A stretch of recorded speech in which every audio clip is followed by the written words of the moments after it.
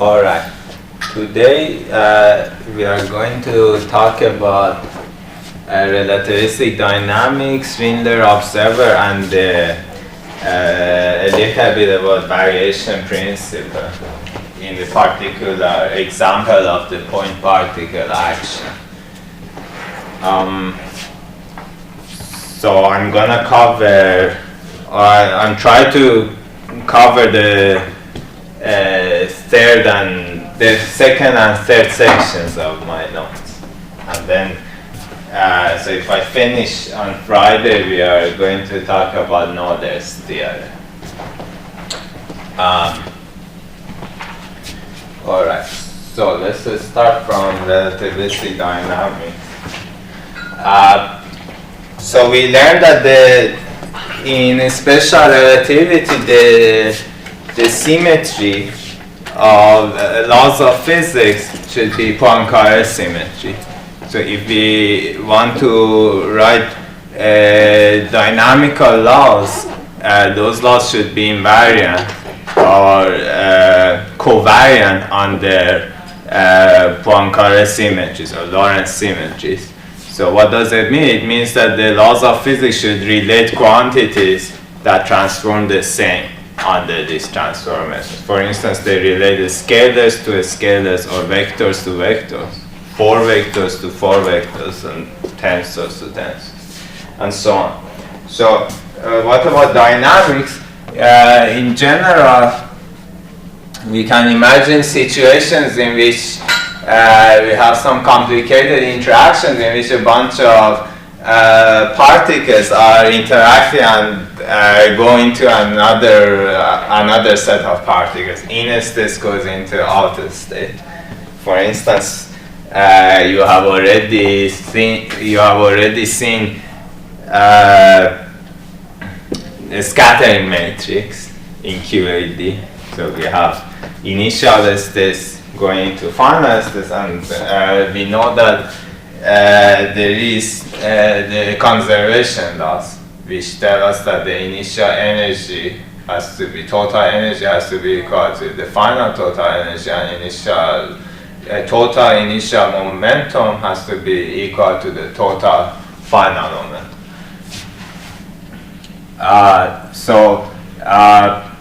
What is this conservation law? We are imagining that, so as usual, I draw some space-time diagram, and then we are imagining that we have some process. It can be very complicated. And there is a set of ingoing states, let's say K1, K2, so on, and then we have outgoing states, so P1, P2, and so on, maybe up to some Kn here, and up to some Pn. And so what are these P's? So yesterday we talked about the 4 velocity of particles. So we said that if I have a trajectory, the tangent, the unit tangent to this trajectory, we call it the 4 velocity u mu, in this case u mu 1. And that u mu 1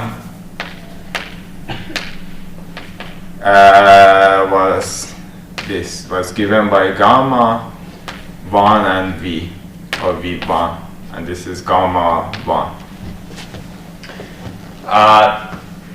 Now, if we want to write the analog of the energy and momentum conservation that we had in non-relativistic dynamics, that analog should reduce to that energy momentum conservation when we go to a small velocities. At the small velocities, gamma is equal to 1, and this u mu just becomes 1 and v. So the natural object to consider is to define P, the 4 momentum of any particle, to be its mass times u mu. So P mu is equal to m times u mu. And then the conservation law is, okay, so now I used K, so here if I want to be consistent I should write K mu equals to mu mu. For instance, K1 mu is equal to mu1 mu. And here for this for these particles I do the same thing. I'm not going to call that U1. So what we'll have is that the sum of these initial four momenta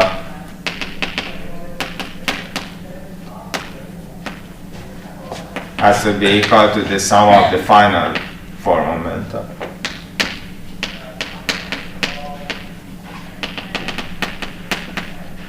And clearly this equation is covariant, meaning that it's relating four vectors, sum of four vectors to the sum of four vectors. So if we go to a different frame by doing a Lorentz transformation, it will look the same.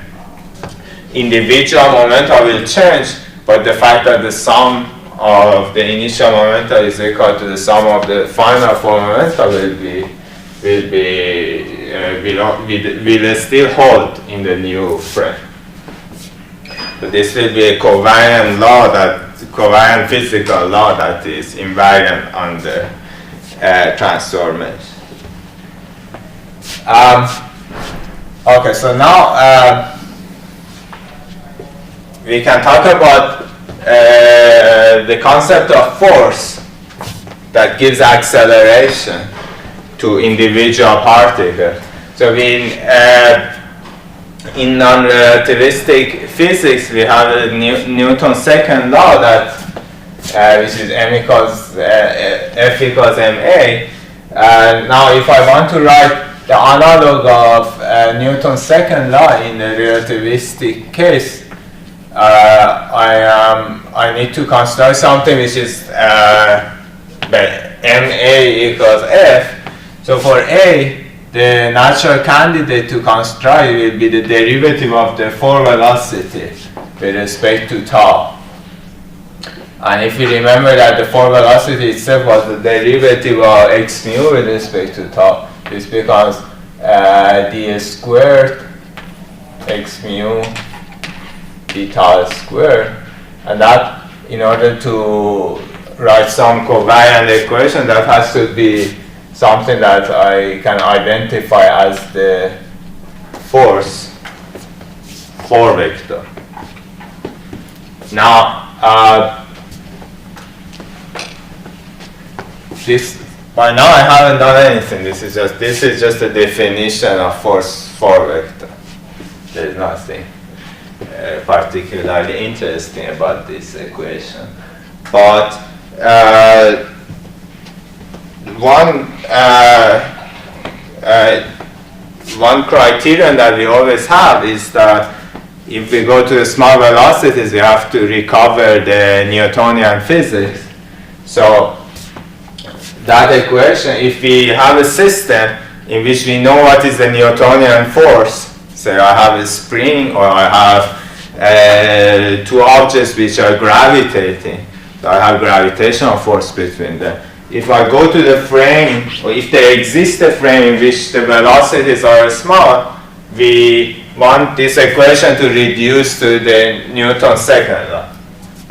So the requirement on this equation is that if I go to a frame that is called the rest frame,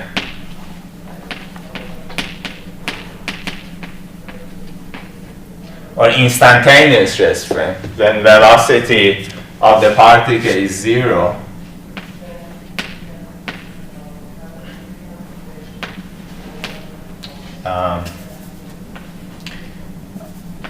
v is equal to 0. Then if I look at the spatial component of this equation, in that frame it is going to be d squared xi beta squared. And that has to be equal to the Newtonian force. So this is valid in the rest frame. T not del. It should be T, not del. or here, where when the velocity is 0, then t and tau coincide. So if you like, I can write it. But if you remember the relation between t and tau, so what is the relation between t and tau?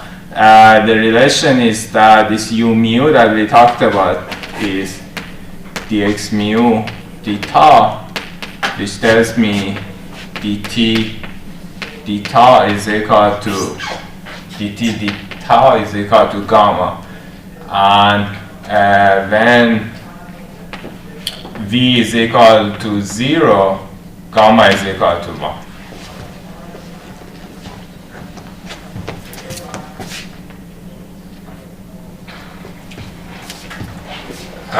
Okay, so in the rest frame, we know what are the spatial components of this force 4 vector.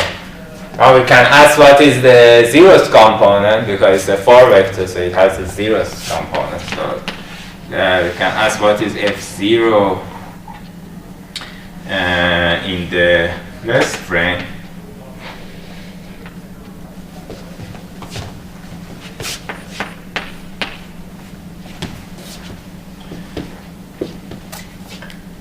And this is something that we can determine easily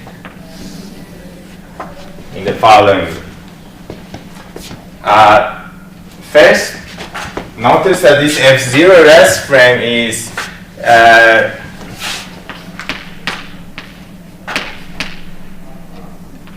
a quantity that I can write for its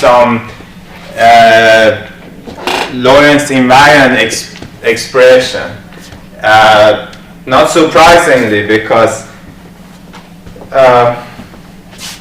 it's a well-defined quantity, so it has to correspond to all observers have to agree on the value of this, because it's defined universally. You go to the rest frame and then evaluate. Anything that is defined universally, unambiguously, there has to be an expression for it which is Lorentz invariant. So here there is an expression which is Lorentz invariant, and that is u mu times f mu. And why is it the case? Because in the rest frame, u mu is equal to 1, 0. Oh, sorry, there's a minus. Is that what you want to say? I was going to say, we first said that we should recover the Newtonian physics at the low velocity limit. Yes. But we are actually taking velocity equals 0. Like it's not just the limit, but exactly equals 0. So for low velocity, we may not be producing the same arguments, or we will get corrections which are suppressed by factors of v squared, I think. So there will be corrections which are of order v squared. We have set c to 1. If you recover c, there will be corrections over the v squared over c squared. So if we write ma equals f in this 4 vector style, is it always correct, or? But that equation is just that's a valid equation. That's basically my definition of force 4 vector. So this is always correct, or by definition, this is just how I define 4 vector. But if you want to determine this force 4 vector, then if you know the Newtonian laws, force law, then the way to determine the force 4 vector is to go to the rest frame and then match it to the Newtonian expression. Now, if you don't go to the rest frame but go to a frame in which the velocities are small, still it is correct up to corrections of order v squared over c squared. So then it's a matter of what is the precision with which you are measuring things. In a sense, Newtonian physics is never exactly correct because there are corrections of order v squared over c squared. So only when you set v to 0 it becomes exactly correct. but we never have infinite precision. So for any finite precision, there is a range of velocities for which Newtonian physics exactly match whatever we measure with that precision.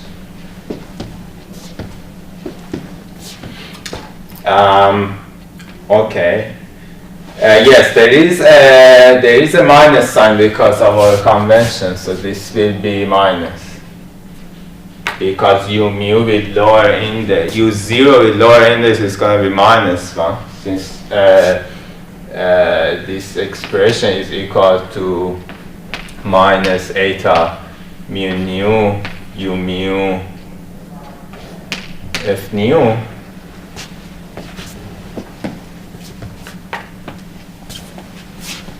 And then in the rest frame, this is just eta 0, 0, u rest frame 0, f rest frame 0. So eta 0, 0 is minus 1, cancels with this, u0 rest frame is 1. Okay, so we have this expression for the f0 rest frame.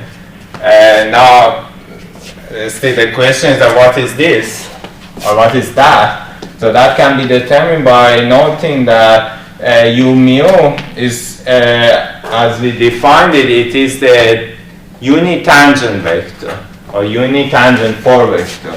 So by definition, u mu, which is eta mu nu, u nu, that is by definition is equal to minus 1. So we can take the derivative of this equation. Sometimes I write this as just u squared. So this u squared is just my shorthand notation for u mu. This is equal to minus 1. It is a constant, so its derivative has to vanish. So on the one hand, this is equal to 0, and on the other hand, this is equal to twice u mu du mu d tau. But du mu d tau is just f mu divided by m, because this expression can be written as m du mu d tau because f mu. So this is nothing but twice 2 over m u mu f mu, which is f rest frame 0. So what did we learn? We learned that 2 over m u mu f mu is equal to 0. So if we look at this, look at that, we see that it implies f rest frame 0 is equal to 0. So in particular, if I look at the norm of the force 4 vector, or the square of the normal square of force 4 vector, so f squared, which is eta mu nu f mu f nu, I can calculate it in the rest frame and use this equation, and this tells me that this is just equal to f Newtonian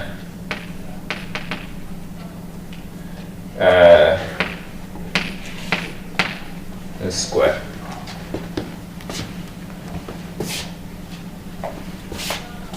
Now this is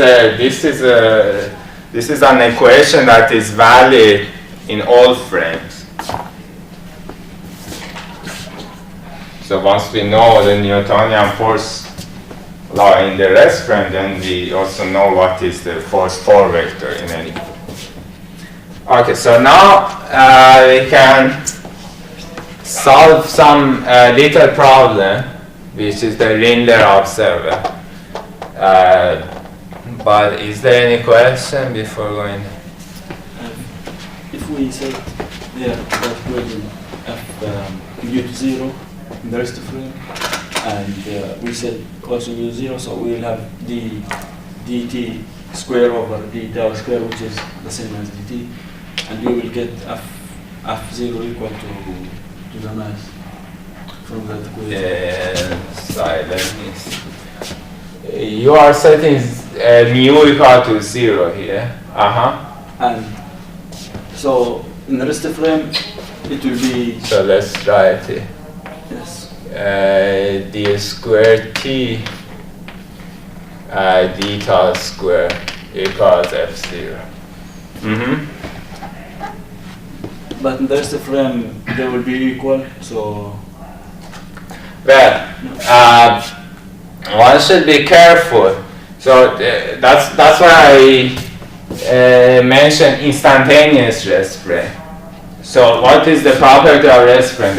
In the rest frame, you have dt d tau equals 1. But this can happen only if you have an accelerated observer, if the velocity, let me see.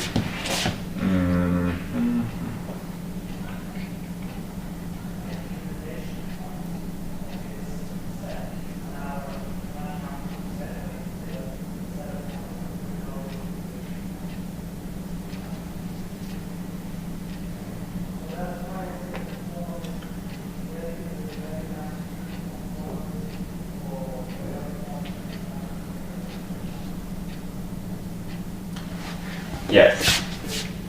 Okay, so what is dt over d tau in general? In general, so let us again go back to our space-time diagram, Ex. And then we have, in general, we said that dt d tau is given by gamma of v, right, which is 1 over square root of 1 minus v squared. Right. Now we said that we consider a general observer that can have acceleration. So if I look at the word line of this observer, that does not have to be a straight line. It can have it's a generic curve. So for instance, it goes like that. One example. However, in the rest frame, we are going to a frame in which at that particular time, at some particular time, the velocity is 0. So what does it mean? For instance, if I go to the rest frame at or if the particle is at rest at t equal to 0, it means that its trajectory at t equal to 0 is vertical. Its word line is vertical. But then it can deviate, right? So it can become non-vertical at later. Okay, so what do we say? We say that dt dv, which is the dt d tau, which is the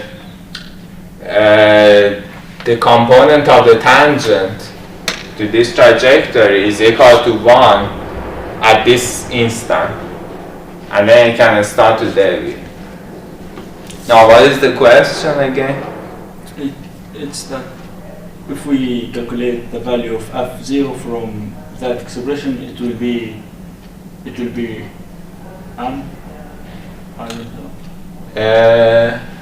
No, why? So, first of all, from here, what we have is the m d by d tau or dt d tau is equal to f0, right? I'm just writing this, it's the second derivative of t with respect to time, right? So now I'm saying that I determine the value of dt d tau in the rest frame So at one moment, I know that dt deta is equal to 1, right? But later, I haven't said anything about its value at later times. Now here we showed that F0 in the rest frame is equal to 0, right? So what does it tell me? It tells me that dt deta, which was 1,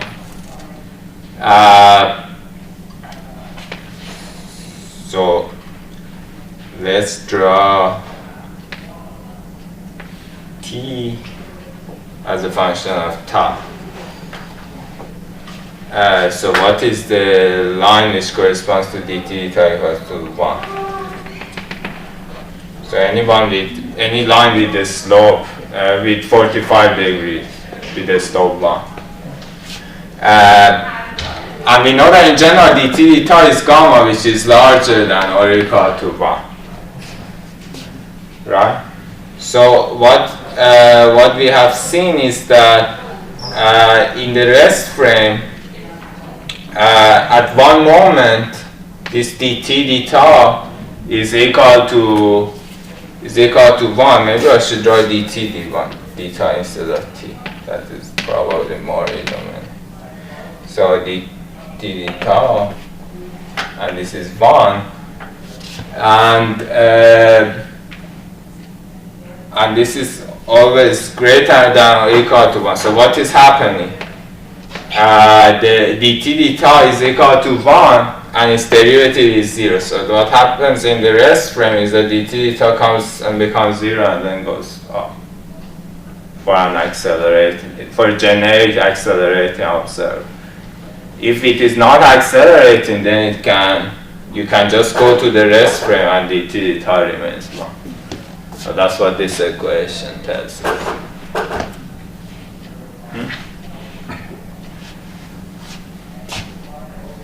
Oh. Other questions?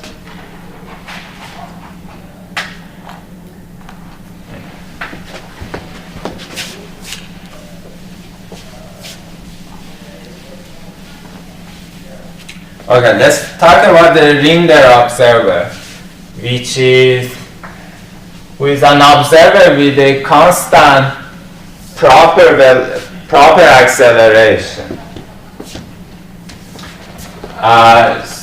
So what is proper acceleration? Proper acceleration is, so I define the force 4 vector. Of course, there is also a 4 acceleration, which is just d2 x mu deta squared. So this is the 4 acceleration given by f mu divided by m. And then proper acceleration is just the norm of this 4 vector. So how do I proper acceleration? I don't even give it a symbol. So proper acceleration is basically the norm of A, which is the square root of a mu. Which, so if I want to write it in terms of the force 4 vector, is f squared over m squared. Now we want to consider the motion of an observer with a constant proper acceleration. Why do we do that? Because this is a very interesting. It's a very nice setup in which you can see the easiest way to see some concepts, like you can see the notion of horizon and redshift in this example. So this is one of the simplest and earliest times that you can see a horizon and redshift of signals.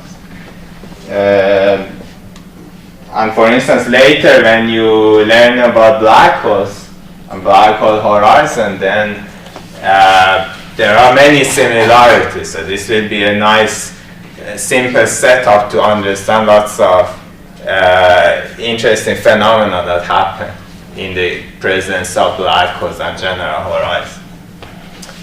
Okay, so let me just give some, let's consider some story, make it a bit more dramatic. So again, we draw a space-time diagram. You can imagine that there is a couple, Alice and Bob, and they live together happily at x equal to 0.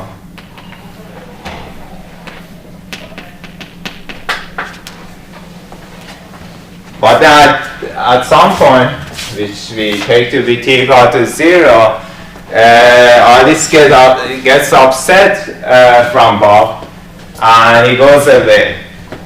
So she goes away, and she has a very powerful modern spaceship. So she sits in her spaceship and turns on the engine and moves with the maximum power. And the spaceship is so powerful that it can give the spaceship constant proper acceleration. So she starts moving away. And this is Alice. And Bob doesn't have a powerful spaceship, so he just sits here at the origin. But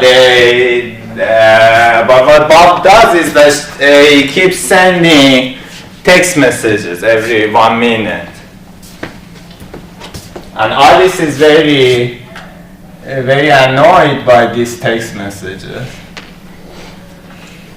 So she puts the spaceship at maximum power. And she hopes that she gets somehow not to receive any message. And indeed her strategy works, because as she goes further and further, the frequency, although Bob is sending messages every 1 minute, Alice is going to receive messages at a much lower rate. And eventually, after some point, the messages of Bob will not reach Alice. And so that will be the horizon. At some point, Bob will fall outside of the horizon from the Alice and no more messages. So we want to calculate this explicitly and see how this happens.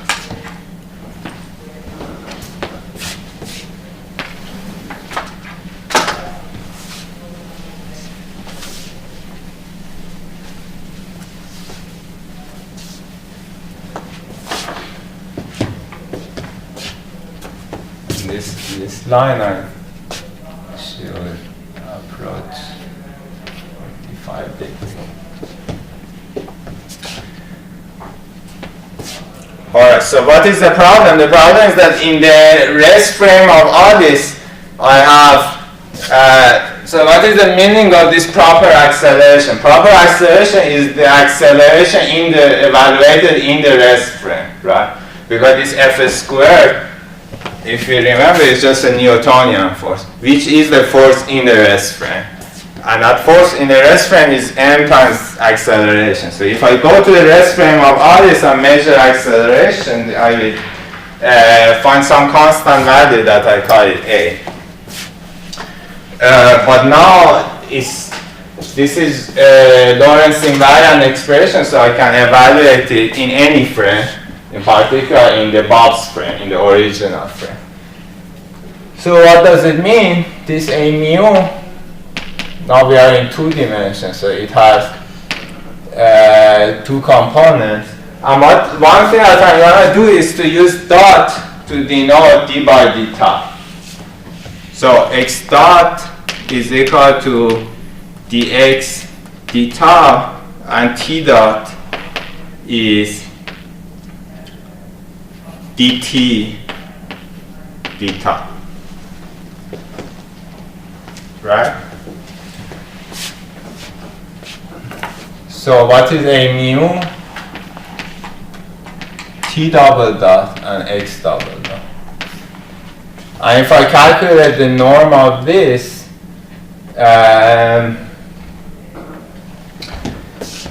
what am I going to get? I'm going to get x minus t double dot squared plus x double dot squared is equal to a squared, which is a constant.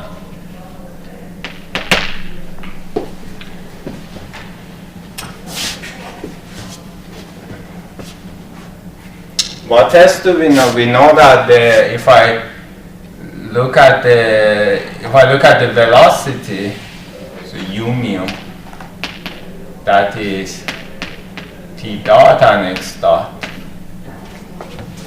And if I calculate the norm of this, I'll get minus t dot squared plus x dot squared is equal to minus 1.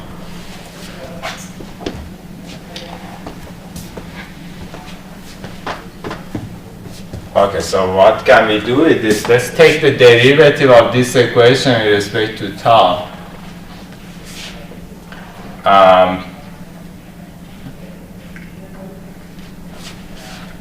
Equation 1, equation, no, sorry.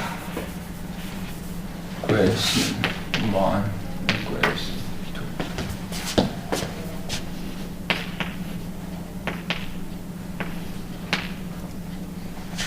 So if I take the derivative of equation 2 with respect to tau, this the constant is 0. I get t dot, t double dot is equal to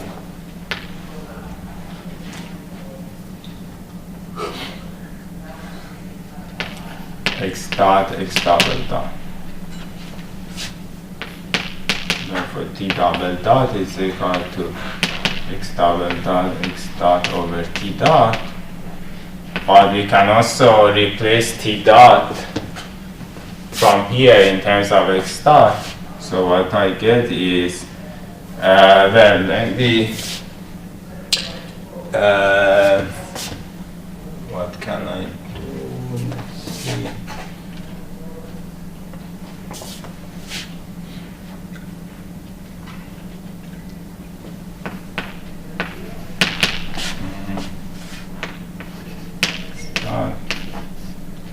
Square root of 1 minus x dot squared.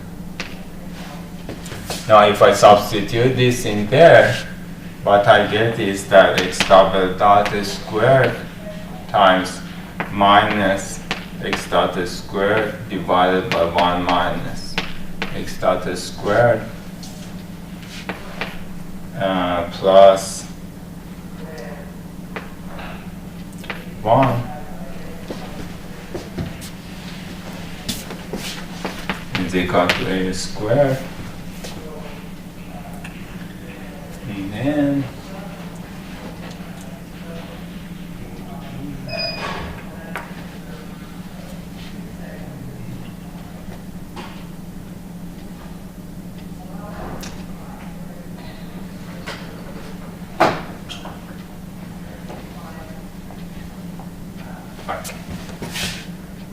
the plus here.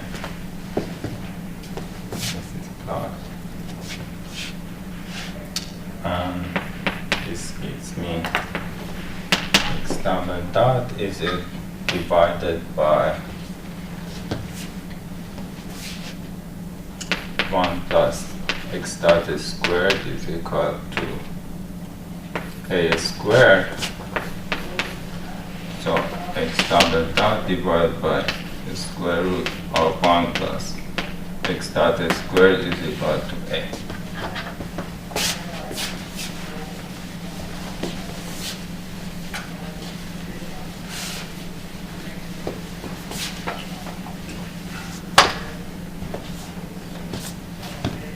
I just did some algebra. So that, what was the goal? My goal was to derive an equation. So eventually, what do I want to do? I want to evaluate the trajectory of all this, right? That's the first goal. To see what is the trajectory of the iris, to see this phenomenon, the fact that we will have a horizon. So this is my horizon. This is the point where the last signal of Bob is going to arrive to Alice at infinite proper time of Alice. So to do that, I need to know what is the trajectory of Alice. So what is x of tau and t of tau for Alice. So how is the trajectory of Alice defined? It is defined by this equation, saying that it has a constant proper acceleration. So this is the statement of having constant proper acceleration. Everything else, so this equation is just valid by definition of for velocity.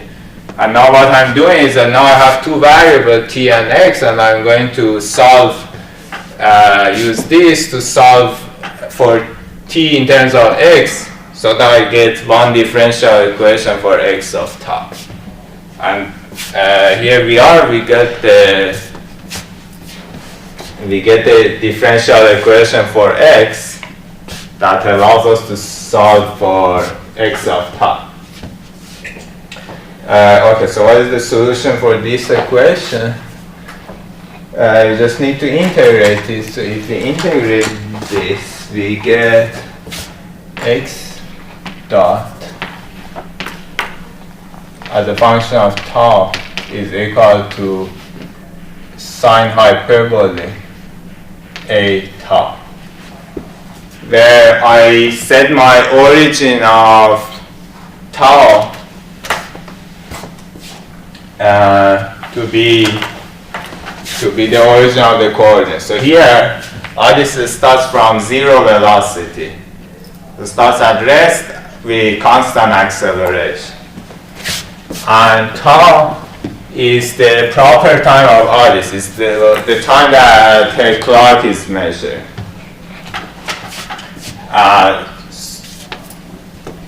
So at tau equal to 0, she is at rest, which is true. I agree with this equation. Now we can integrate this equation once more to get x of tau. Or before that, we can also find t dot. So t dot can be found from this equation, just from the normalization of the for velocity. I get t dot of tau, which is just cosine hyperbole cos a tau. So that t dot squared minus x dot squared is equal to 1. And then from here I can also derive integrate these equations once more to get x of tau and t of tau. So what is x of tau? It is 1 over a cos a tau minus 1, and t of tau is 1 over a sinh a tau. Now again, let's see if it makes sense. At tau equal to 0, this is at the origin. So tau, if I say tau equal to 0, x is 0 and t is equal to 0.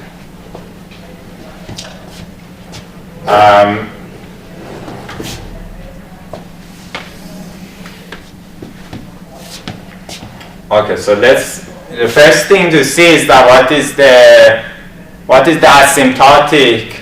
asymptotic velocity or asymptotic trajectory of Alice. That would determine the equation of this line, right?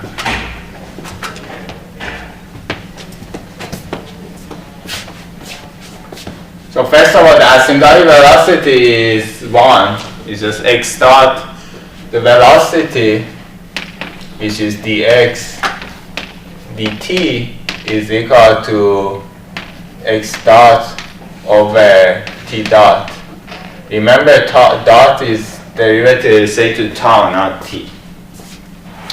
So this is just the chain rule. And this ratio is tangent hyperbolic of a tau. So this is something that is always less than equal to 1, and it approaches 1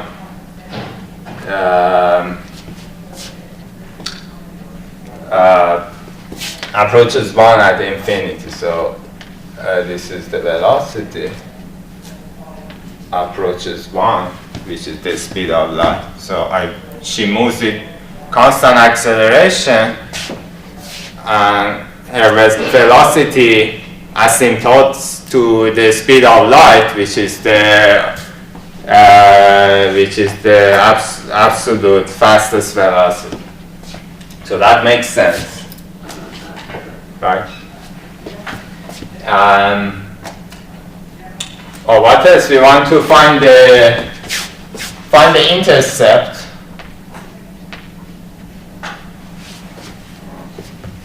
So how do I find the intercept? We can calculate what is x as a function of t. So if I write x as a function of t, it is equal to 1 over a square root of 1 plus a squared t squared minus 1. And then if I send t to infinity,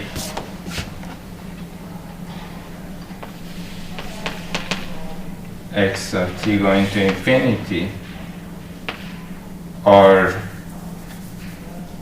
a t much larger than 1 is going to be equal to t, sorry, there is the and this looks better. So I have t minus 1 over a.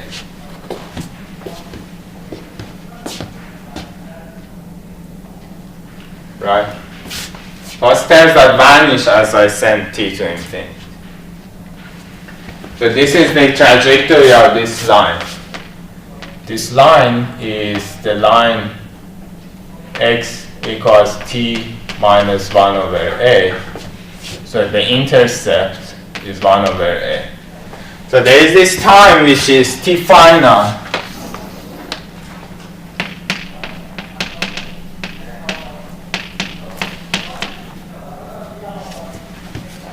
After which no message from Bob arrives at others. So we call this line the horizon. It's called the Lindner horizon. This Addis is a Lindner observer. It's the observer with constant proper acceleration. She has a horizon, which is this line. And at this point, Bob is falling outside of the Lindner horizon. So after that, Bob cannot send any message or communicate with Addis. Although Addis can communicate with Bob. Okay. What else we can ask? We can ask about the frequency of the messages. So if we imagine Bob is sending messages every 1 second or every 1 minute, then we can ask, so say omega b is 1 per minute, then what would be omega a? With what frequency Alice receives messages?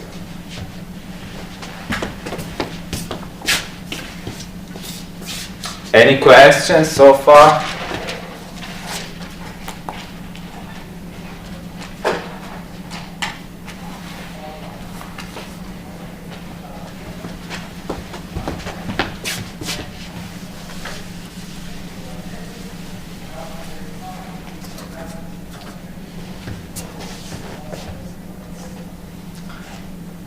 So to do that, what can we do? We can imagine a message that is sent at some time t1, or let's call it tb.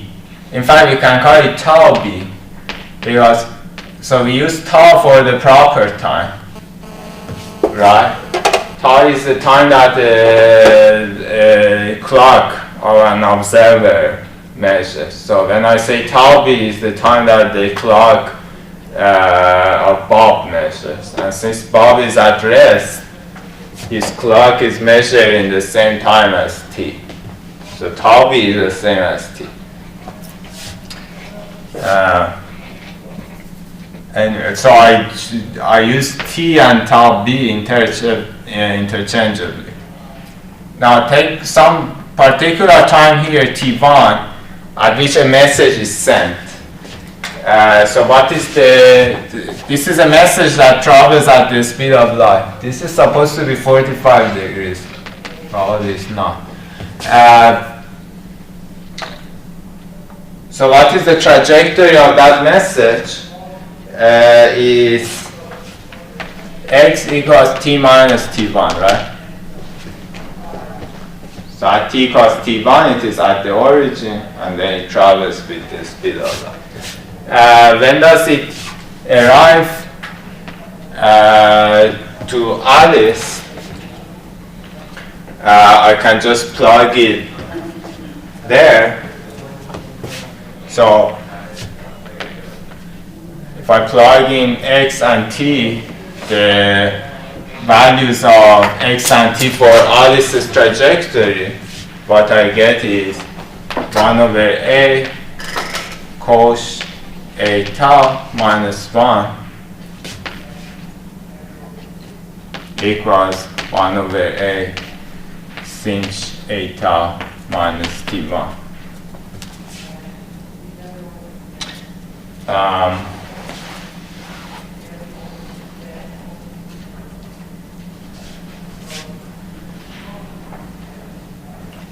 What should I call it?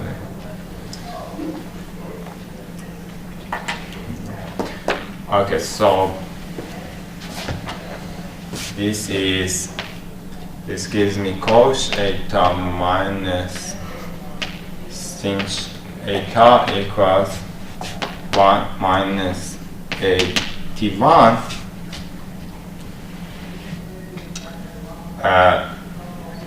which tells me that tau, the time that the message is received, is equal to 1 over a log of 1 over 1 minus a t1. So let's now put some variables. Let's say tau a is equal to 1 over a tau b. The message is sent at tau b, it was received at tau a. Now what is happening? As tau b increases, so tau b starts from 0, right? We start from origin. And when tau b is 0, it's log of 1, so tau a is 0. So when both of them are at the origin, Bob sends the message and Alice receives it instantaneously at tau equal to 0. As tau b increases, then this log grows. And eventually, when tau b approaches 1 over a, tau a approaches infinity. So the messages arrive later and later to Alice. Now, in order to evaluate the frequency of the message, what we can do is to just take the derivative of this equation. So take the derivative of both sides with respect to tau b. Or if I just imagine that I have some differential, so that some infinitesimal change in tau b, then the resulting change in tau A is equal to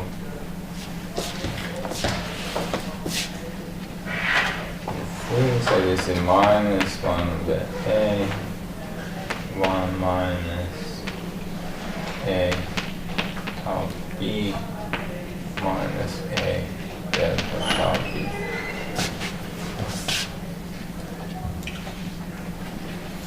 Which is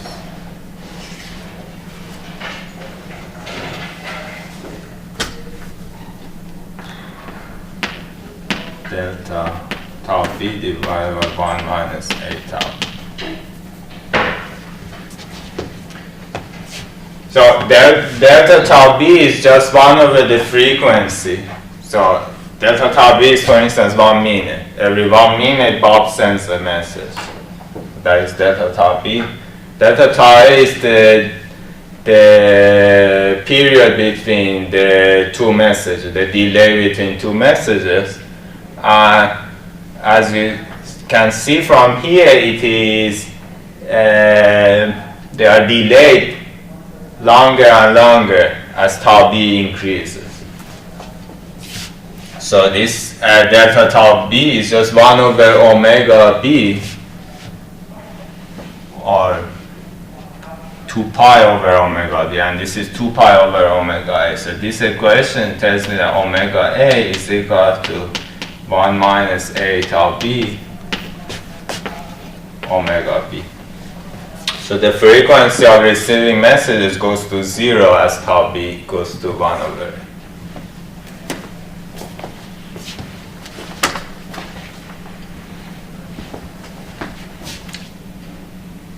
Which is exactly what Alice wanted to have.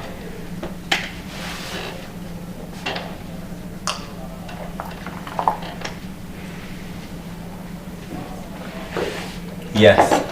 Is this frequency also applicable to the frequency of the light? Yes. Because you can think of so you imagine you have a wave, electromagnetic wave. How do we determine the frequency? There is a phase of the wave.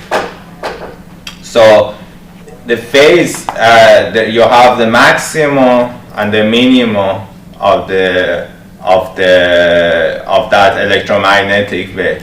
So that maximum, the velocity with which that travels is called the phase velocity. Right, and that is, if you are not in a weird medium, that phase velocity will be 1. So the maximum and minimum travel with just the speed of light. Now, consider a maximum and a minimum, which are separated by a time which is 1 over the frequency, maybe up to a factor of pi. And then see when those maxima and minima arrive at Alice. The being maximum or minimum is a frame-independent statement. So everyone agrees about the maximum and minimum.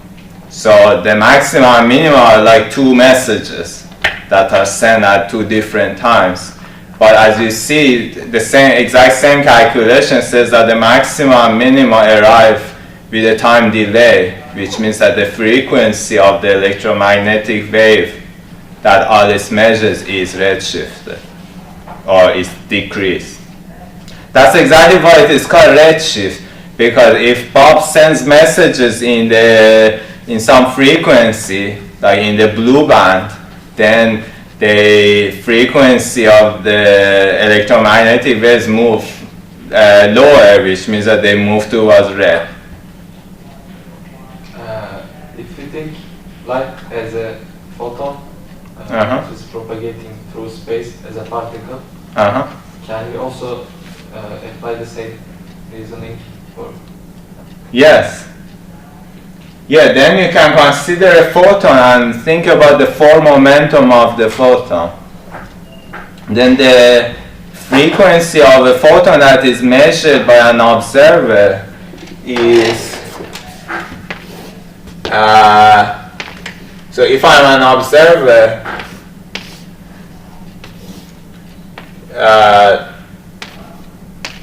So this is again space-time. I'm an observer, and there is a photon passing by, and it has some constant for momentum k mu.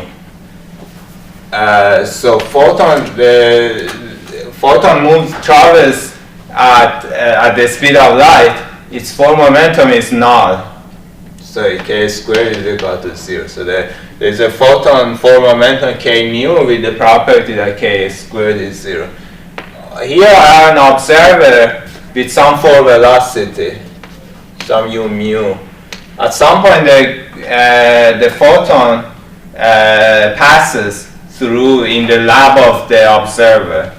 The frequency that the observer measures for the photon can be obtained by going to the rest frame and then looking at the zeros component of this k mu 4 vector. But that's again nothing but looking at u mu k mu. So this is omega. So you can just consider a photon with a given for momentum that passes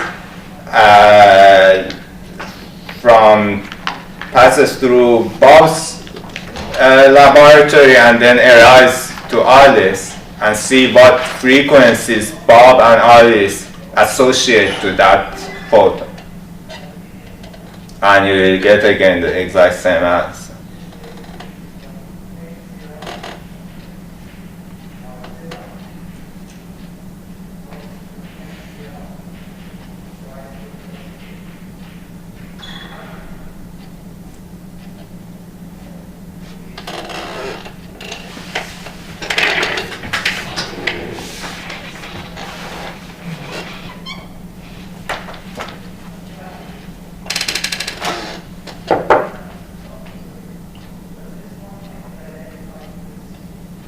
Other questions?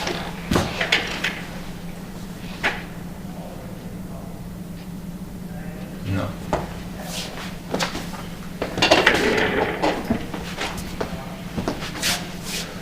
Okay, so let's talk a bit about point particle action and go home.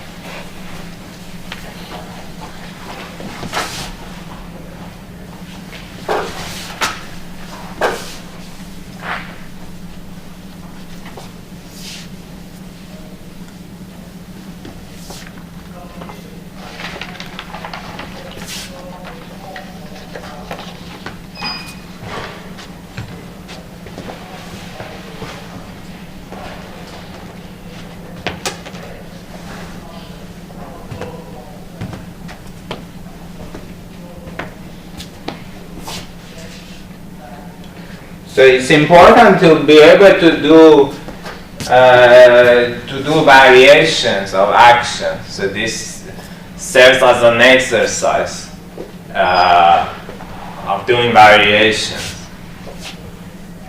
Also, this point particle action is kind of useful for it's a useful setup to test many ideas or check very different things easily. Okay, so what is the idea? The idea of variational principle is that we want to write some action and extremize the action under some boundary conditions, and the extremum value is supposed to give us the equations of motion, determine dynamics. Now, for instance, in the case of a particle or an observer we have been talking about, you want to write an action that describes its trajectory. So it goes from one point to the other point.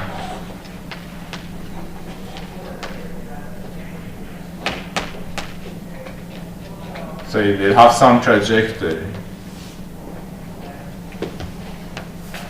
X and t.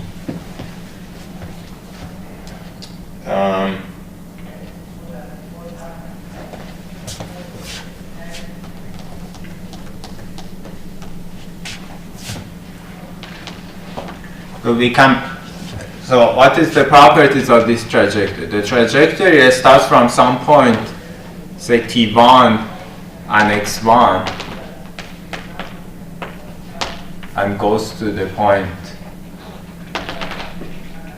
T2, X2. I can parameterize this trajectory by some parameter which tells me where I am. So some parameter that monotonically increases along the trajectory. Let's call it sigma, which goes from 0 to 1. So x mu of 0 is x1 mu, and x mu of 1 is x2 mu.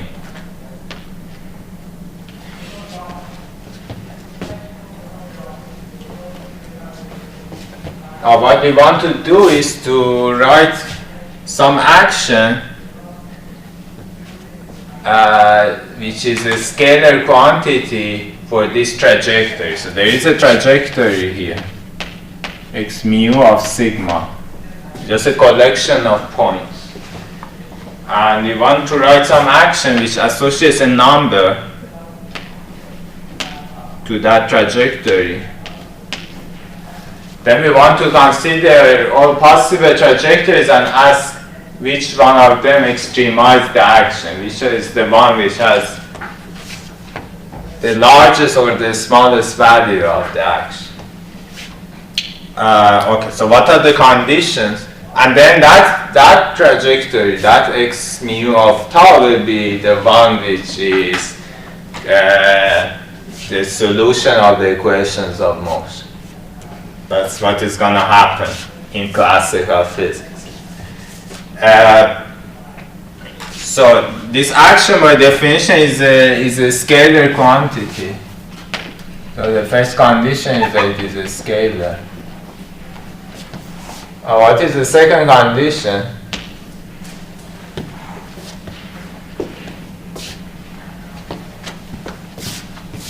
The second condition is that, well, basically I know the answer. I just try to write something that gives me the right answer. We know that if there is no force, if I have a free particle, it moves at constant velocity. So I want to write an action that gives me the constant velocity. So it runs over all possible trajectories or possible paths, but among them the one with constant velocity, which is the straight line,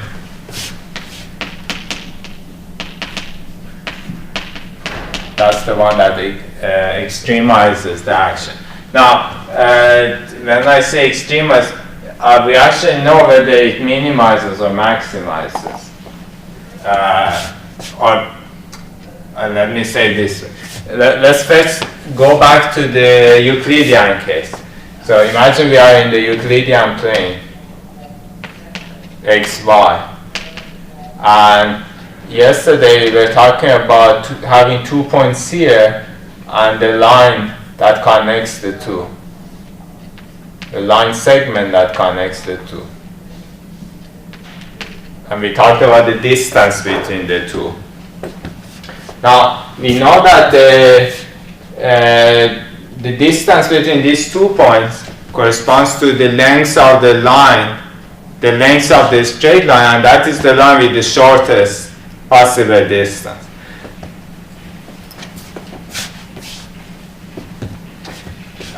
Now here, if I consider, and one thing that I could do is I could write an action here, action principle that gives me the trajectory of this shortest line.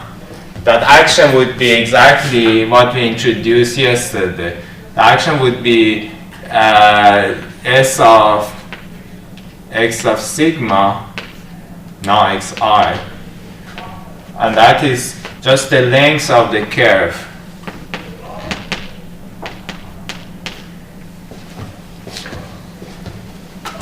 and the segment, the curve that has the shortest length, that will be this straight line. Now, I can do the exact same thing here. I can consider the action, which is the Lawrencian lengths of these curves that connected to. Now we introduce this Lawrencian curve. If I want to write it in terms of this sigma parameter, it will be an integral over this sigma, where sigma goes from 0 to 1. And then what should I put here? Here I should put d tau, this sigma. This quantity is guaranteed to be a scalar quantity. So the length of this curve is something that all observers would agree on. It satisfies the first criterion.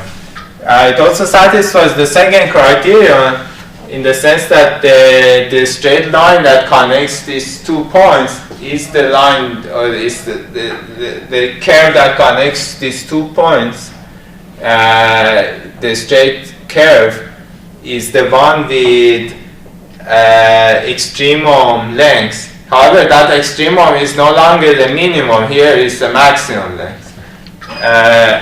And it's very easy to see that, because you can always consider, you can very easily see that it cannot be the minimum, because we can connect these 2 points with a line which is almost null everywhere.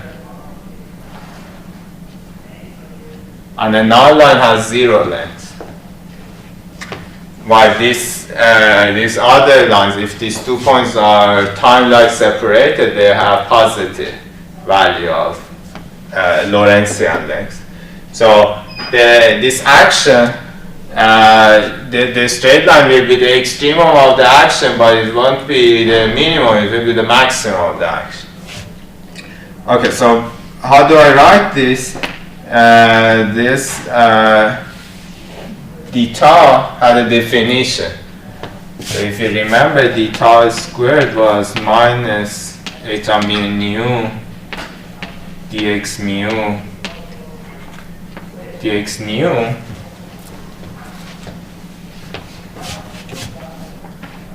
Therefore, d tau, this sigma, is the square root of minus eta mu nu dx mu, this sigma dx nu, this sigma.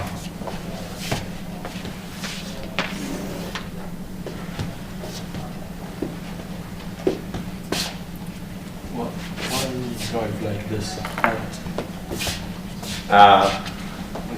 No. Okay. Does it look okay? So I'm just dividing this by the sigma square, and take the square root.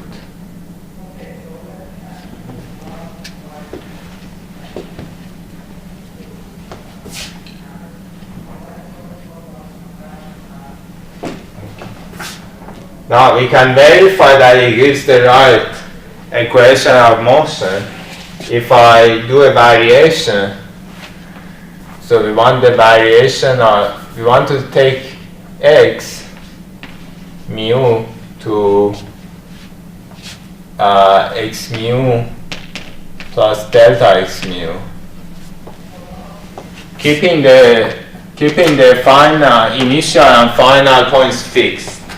So I slightly vary the trajectory, keeping the final points fixed, and I call that variation delta x mu.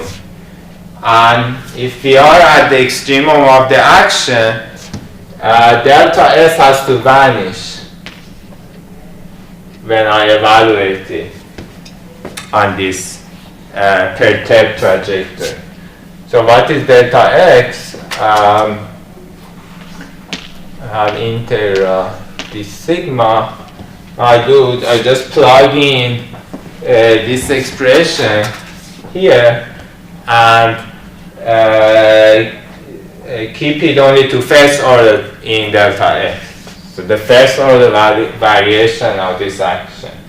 That will be, so to first order, I will have eta mu nu times dx mu d sigma d delta x nu d sigma divided by the square root of minus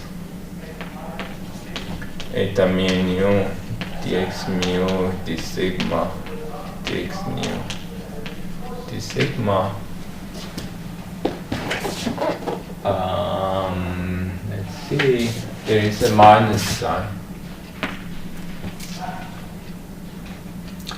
And there are two terms, a factor of 1/2. But the two terms are identical because eta mu nu is symmetric under the exchange of mu and nu. So I write only one of the two terms and cancel the factor of 1/2. Now I can do an integration by parts. So if I do integration by parts, I get d sigma delta x nu times d by d sigma of this expression, the eta mu nu dx mu d sigma divided by the square root of minus eta, say alpha beta dx alpha d sigma dx beta d sigma. Plus the boundary terms. The terms that are, so what are the boundary terms? The boundary terms are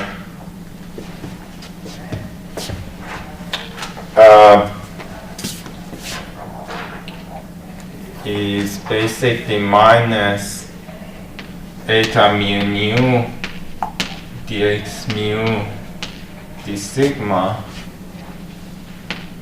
delta x nu divided by this square root, evaluated at sigma equals 0 and sigma equals to 1. However, since our variation satisfies the condition that delta x has to vanish at the boundaries at sigma equals 0 and sigma equals to 1, because I'm keeping the two endpoints fixed, then these boundary terms will vanish. Delta x nu vanishes at the two boundaries. So this boundary term is equal to 0.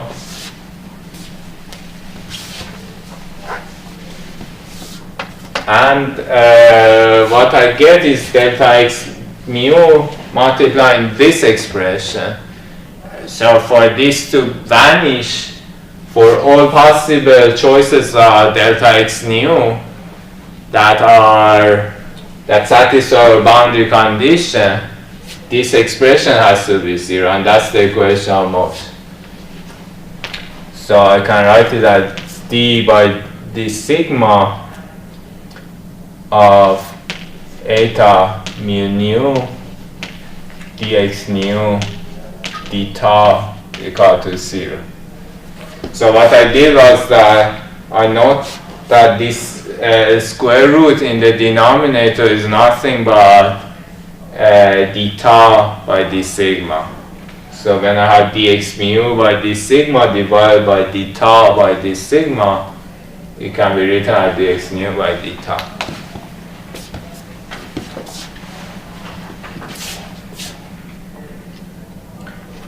And this is exactly the equation for the straight line. What it tells us is that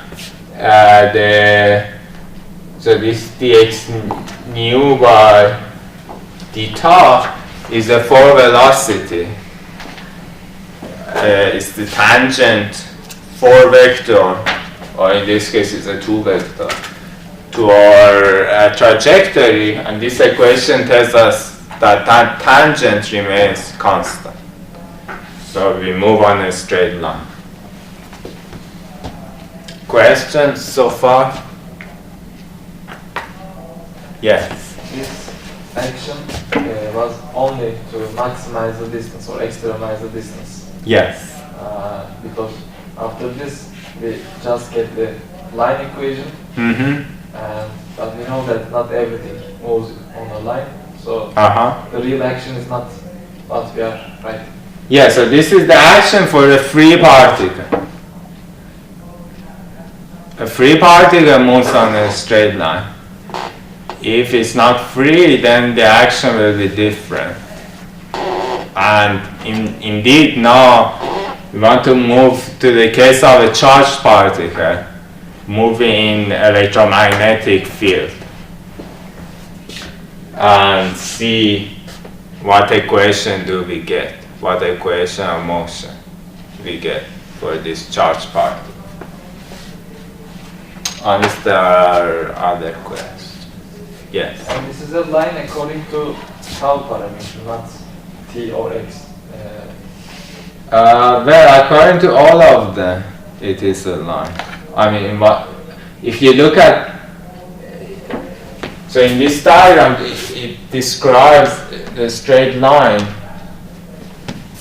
whose equation is x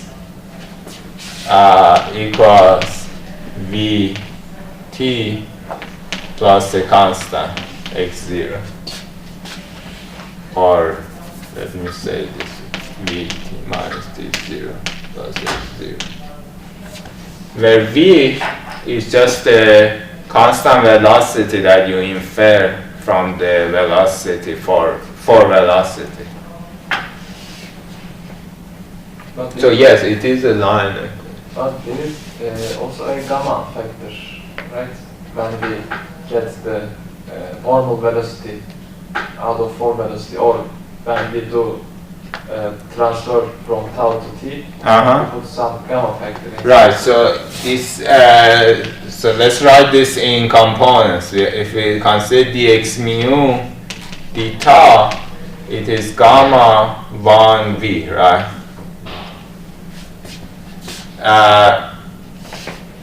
Now, what is dx by dt? That is just this v. Dx by dt is dx by d tau divided by dt by d tau. So in this ratio, the gamma factor cancels, because dx by dt d tau is gamma v and dt by d tau is gamma, right? So then I get v. Could gamma be dependent on sigma parameter? No, because gamma and v are not independent, and this equation tells me that v is constant. As long as v is constant, gamma is also constant.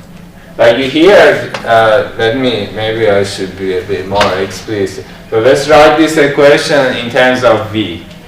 Right? What does it tell us? This equation has two components, right? The zeros component and the, say, first component. The zeros component of this equation tells me that d by d sigma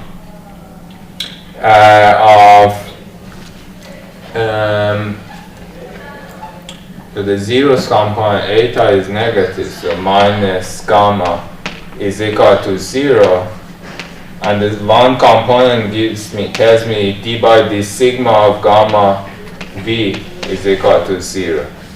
In fact, these two equations are not even independent, because gamma is itself a function of v. So basically, this equation just tells me that v is equal to constant.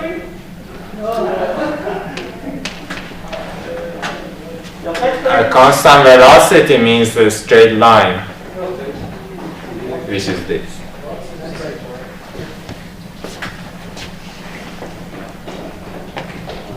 Yes. What we did from that step to from here to here, so here you see I have an integral over sigma and then derivative of delta x with respect to sigma, right?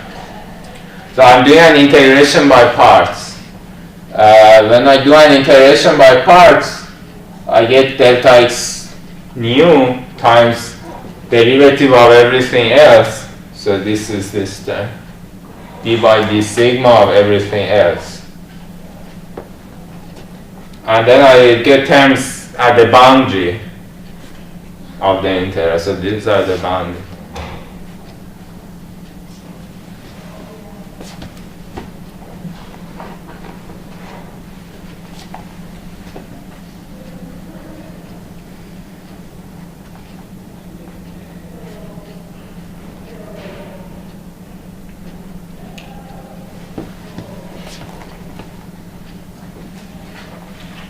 Other questions?